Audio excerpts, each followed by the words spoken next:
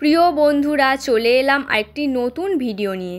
সামনেই চলে এসেছে অম্বুবাচী।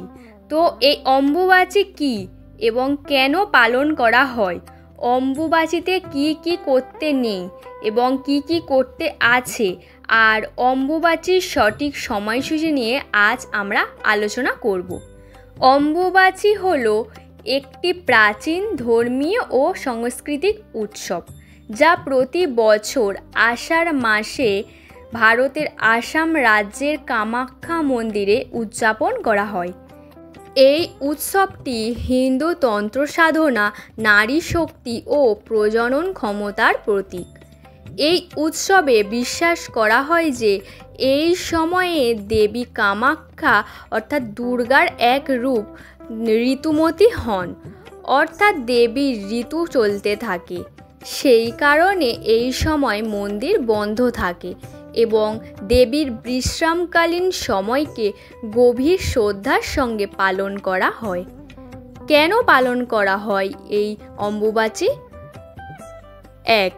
প্রকৃতিকে মা হিসাবে দেখার ভাবনা থেকে। হিন্দু ধর্মে পৃথিবীকে মা হিসাবে কল্পনা করা হয়।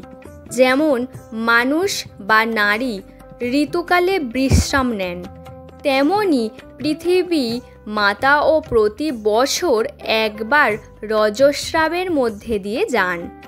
সেই ভাবনা থেকেই অম্বুবাচী উৎসবের উৎপত্তি। 2. দেবী কামাখ্যার পূজা উপলক্ষে।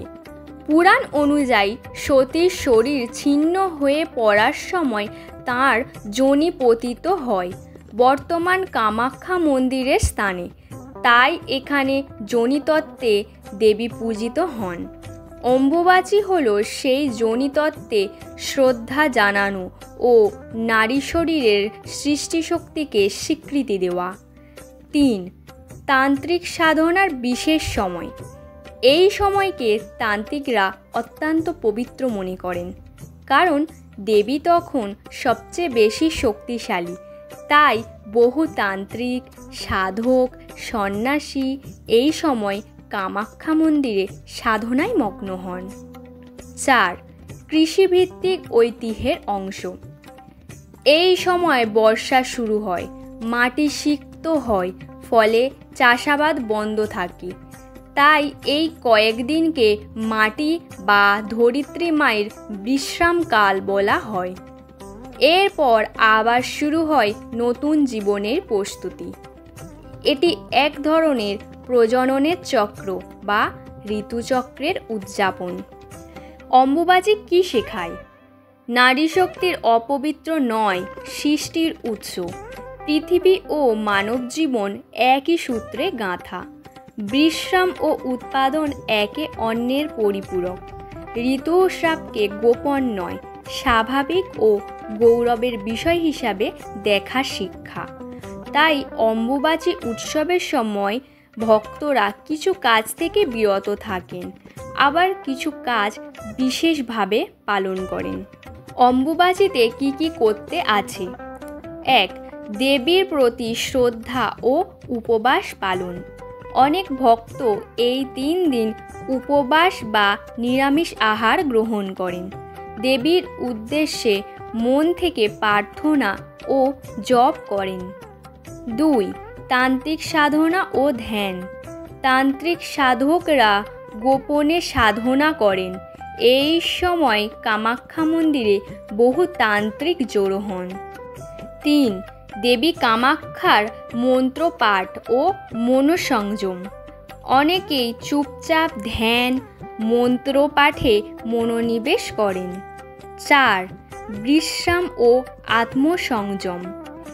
এই সময় মানুষ নিজের দৈহিক ও মানসিক বিশ্রামও গুরুত্বপূর্ণ বলে মনে করেন। এবার জেনে নেওয়া যাক অম্বুবাচীতে কি কি করতে নেই। 1. মন্দিরে প্রবেশ ও পূজা করা নিষেধ। কামাখ্যা মন্দিরে 3 দিন বন্ধ থাকে, কোনো পূজা বা অর্চনা করা যায় না। 2.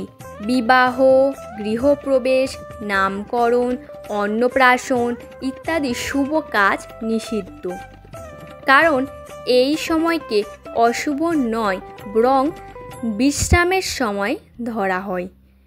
এই সময় দেবী বিশ্রামে থাকেন, তাই মাঙ্গলিক কাজ করা অনুচিত। 3. চাষাবাদ বা জমিতে হাল চাষ নিষিদ্ধ।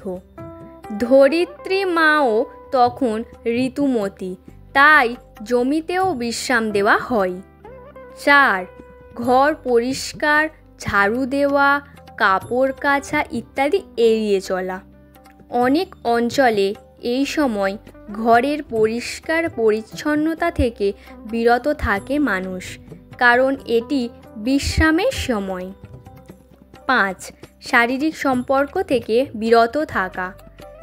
কিছু ভক্ত এই সময় দাম্পত্য সম্পর্ক থেকেও বিরত থাকেন।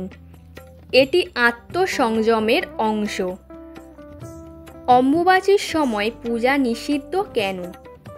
অম্বুবাচী উৎসবের সময় প্রথম 3 দিন বিশ্বাস করা হয় যে দেবী কামাখ্যা ঋতুমতী হন, তাই এই সময় দেবীকে বিশ্রামরত মনে করা হয়।